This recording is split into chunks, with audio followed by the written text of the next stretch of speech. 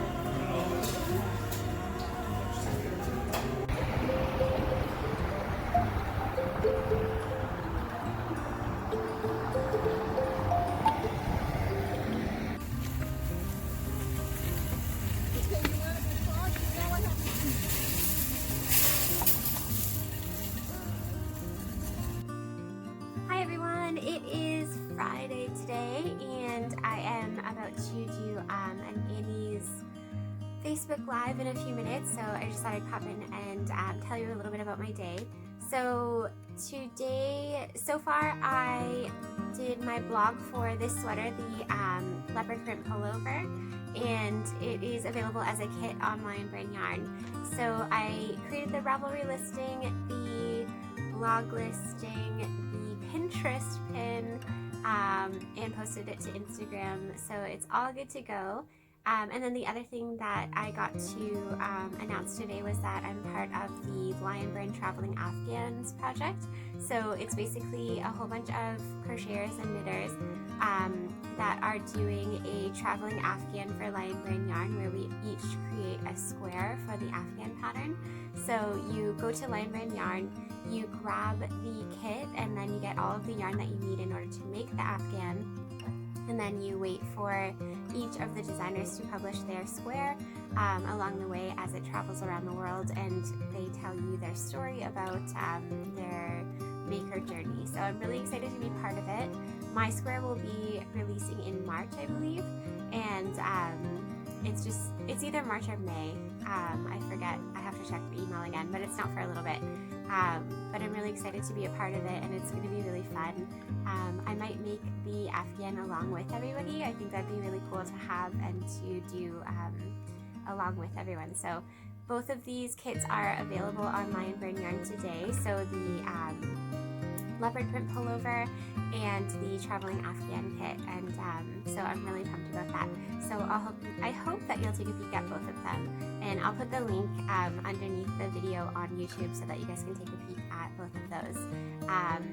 The leopard print pullover that I'm wearing is a free pattern on my blog as well, but you can get the kit from Lion Brand Yarn, where you get all of the yarn and the printed pattern mailed to your house. And it's the exact same yarn that I used in order to make mine. So it's the exact same yarn and colors and everything that you need. So it's really great that Lion Brand does that. I think that's really fun. I believe my kit is under $40, and they're having a sale for 20% off of new kits for the week too. So that's really cool. So definitely take a peek at that. Or you can just make it with the free pattern on the blog. So enjoy the Lee's leopard print pullover, guys.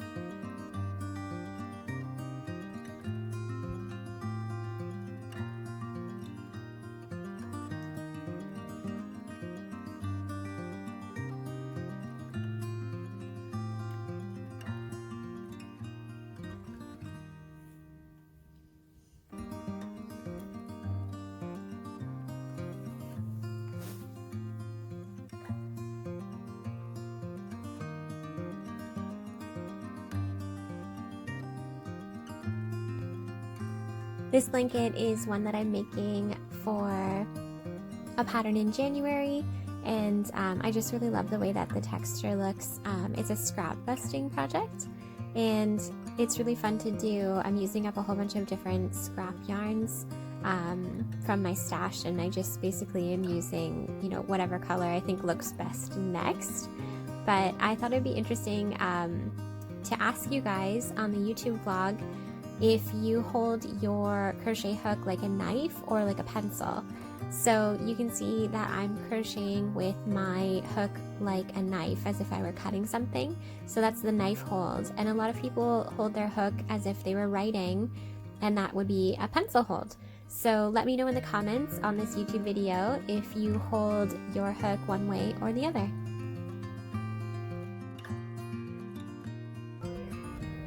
This is some Happy Mail that I received this week. It's a collaboration with a company called Catkin. So they're a cosmetics company, and look how beautiful this case is. It's so shiny, and there's little deer on the front. I love makeup so much. I really enjoy doing my makeup a lot. So these are the colors inside, and I'm so excited to use all of them. They're very vibrant, and I'm so excited. And then you have to see this lipstick. So this bottle is so beautiful. It's heavy, and it has just the most gorgeous art along the sides of it. And when you open it up, you have to take a peek at this color. Oh my gosh. It has to be the sparkliest lipstick I have ever seen. It's so pretty.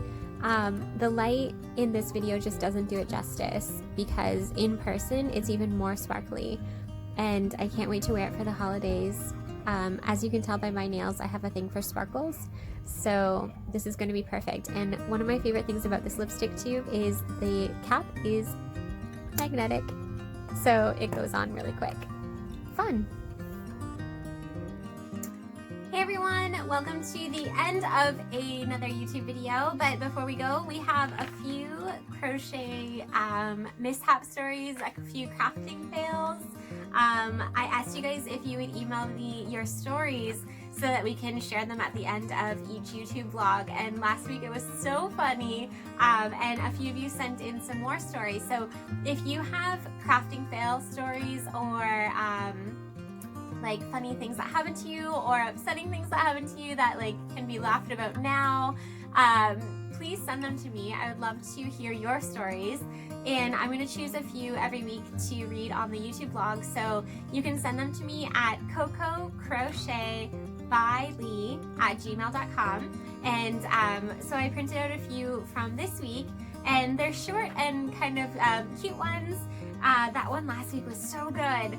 So I'm really excited to read these to you, and I'm going to read them anonymously, so don't worry about sending them in. I'll be able to see your name, but I'm going to read them anonymously just so that people can share their funny stories without having to say who they are. So this one says, you were working on a crochet twin size bed blanket. It was a gift for my favorite little human, my grandson Theo. It was supposed to read, "The snuggle is real" in bobble stitch. 5 rows from being finished, so like pretty much the end of the blanket. Yes, 2 Karen 1 pounds in. I lay it out on the bed to realize I forgot to reverse the letters or work the pattern backwards. What do you do at that point? 1, cry a little. 2, reprint the pattern properly. 3, recrochet as you frog the whole thing. Oh my god, that's so terrible. I can't imagine being at the very end of a twin size blanket just to realize that you did all the wording backwards. That's insane. I would be so upset. It says, I try to crochet good thoughts and prayers into everything I make. Let me tell you, it was a good thing this was for Theo, because had it been anyone else, I don't know if I could have done it. I wish I had more time to crochet love into everything. They live a couple of provinces away, so Grandma's crochet blanket hugs will have to do. And she included a picture of her grandson sleeping with a blanket. So it's so cute, but also so tragic. I can't believe I have had that happen to me a few times where I've had to basically restart an entire project, and it's pretty much devastating when that happens. I can't imagine a whole twin size blanket. It looks like it worked out and that you're able to give it to him, but oh my gosh, that's wild. And every person that crochets or knits knows how it feels to like literally make something again as you're frogging its predecessor. Like that feeling where you're just pulling it apart just to make it again. Oh, that's the worst. And I'm so sorry that that happened to you. It's really, isn't it kind of crazy that you were able to make it to 5 rows like near the bottom before you realized it though? Because had you realized it at any other point in the blanket, it probably wouldn't have cut so deep. But the fact that the entire time all of these words are backwards, so it's supposed to say the snuggle is real, so all of these words are backwards and it just doesn't click because they're in autopilot mode, right? So you're like, oh, I've got this, it's fine, like no problem. I'm doing, you know, one bobble here, one bobble here, and like it just keeps going on. And just to not realize it and just to have that aha moment.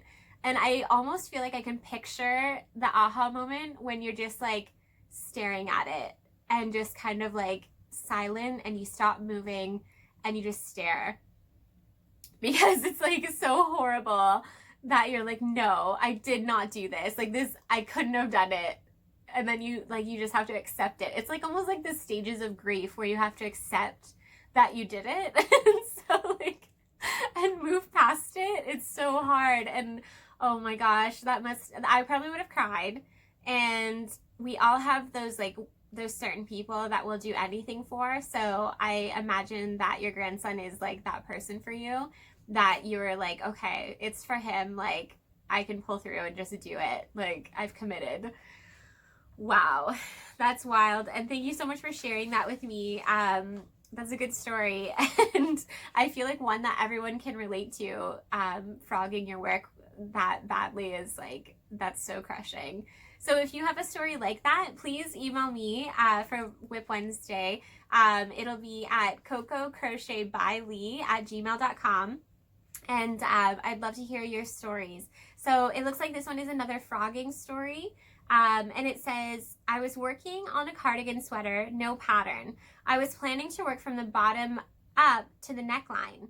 I was very happy with the way it looked and the progress I was making when I reached about the halfway point, only to discover that I had put the armhole opening as if I were working the sweater from side to side. I hate frogging. Oh no.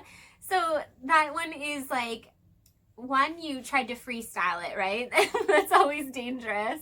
It's always probably a better idea to go from a pattern, especially when you're working on a wearable, unless you like, I don't know, because it sounds like you knew what you were doing and then you just realized that you were combining 2 different techniques into one. So that's a little scary.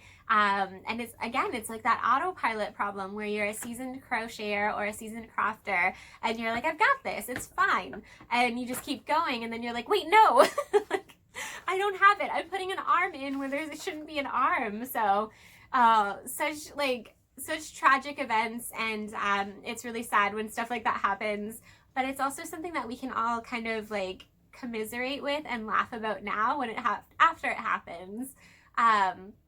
It's one of those things, right? I feel like every single person knows what it feels like to frog.